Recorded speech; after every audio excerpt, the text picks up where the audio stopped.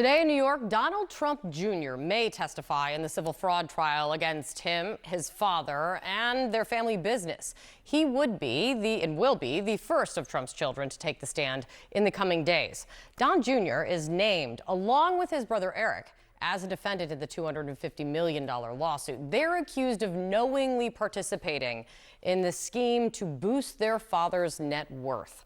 CNN's Bryn Gingras is outside the courthouse for us. She's joining us now. Bryn, what could we learn from Don Jr. when he does take the stand? Yeah, Kate, we can learn about his involvement in the preparation of these financial statements. Now, you said May, and when I saw you yesterday, Kate, we were talking about how the schedule could shift just a little bit. So a quick note on that, and that's right now an expert witness is on the stand being questioned by the state's attorneys if there's going to be cross-examination. So it's possible Don Jr.'s testimony doesn't happen today. It could get pushed back to tomorrow. So we'll see on that. But when he does take the stand, that's what he's going to be asked about, the heart of this case.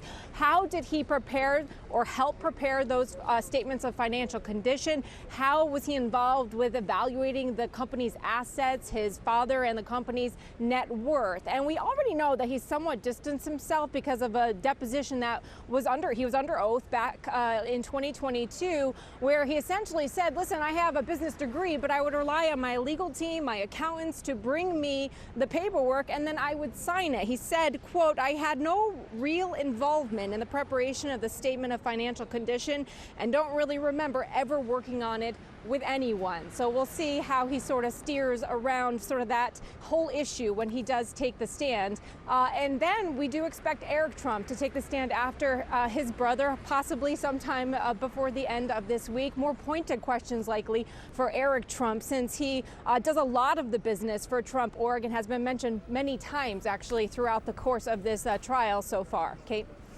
All right, Bryn, thank you so much. John. All right, with us now, former federal prosecutor Renato Mariotti.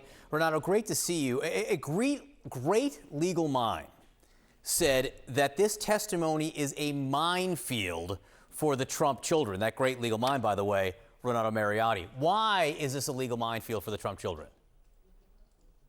Well, it's very, very challenging for them because, of course, they want to maintain their relationship with their father, but at the same time, they have their own liability. I mean, these financial statements are like poison, or they're like radioactive.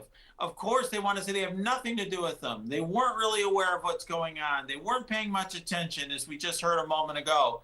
But at the same time, they also don't want to say that there was something wrong with the business, or that they, for example, were told by somebody else, like Donald Trump, to do this, or that to just sign without reading these things carefully. So I think they're in a very, very challenging position, which is why they took the fifth so many times when they were questioned previously.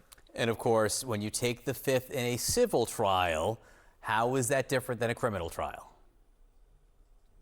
Well, it's a really good question, John. In a criminal trial, the jury is told that you cannot have that used against you. They should not consider it at all. In a civil trial, the jury, or in this case, the judge, can use that against you. In fact, essentially, they are to assume or presume that the testimony would have been negative.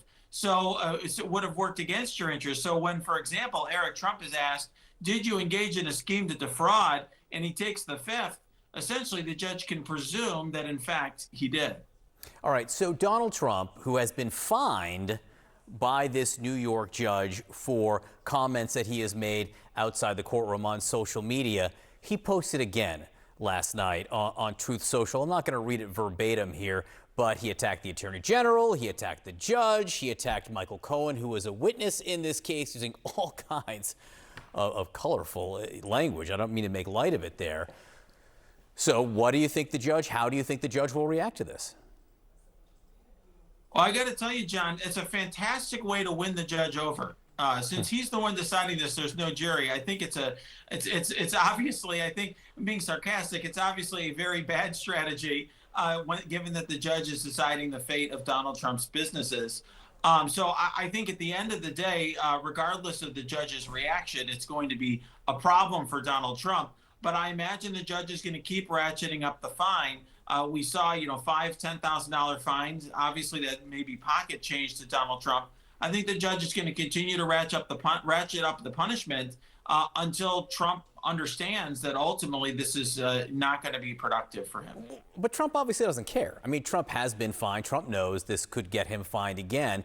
At what point does it have an impact on him? If he's already lost, by the way, this case. He's already been found liable in this case. So what more bad can happen to him?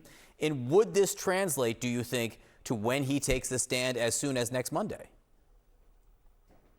Well, there are degrees of losing, okay? And so I think that the whole reason we're having this trial is because there's a number of counts that have not been yet decided. There's been an extent of what the remedies would be, what that the judge could impose. So I do think, the judge is ultimately going to be the one trying to determine what's going to happen with some of these entities that are under Trump's control. So there are some consequences there, but I do think the judge is being pretty cautious about imposing penalties for this specific conduct because there's speech involved and First Amendment issues. So I do think the judge is being careful. I think he's going to ratchet up the fines, but I don't think that those fines are ultimately going to deter Trump from doing that again.